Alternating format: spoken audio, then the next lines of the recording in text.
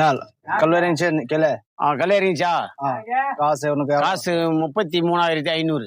500 நீ சைன் பண்ணுங்க. சைன் பண்ற நீ பண்ணு. சரி நான் பண்றேன். நமக்கு மேனேஜர் இருக்கா?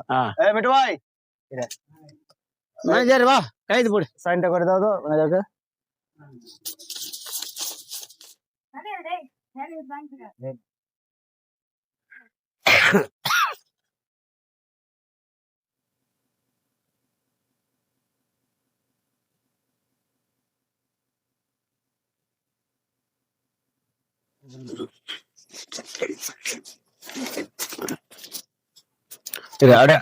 அப்படியே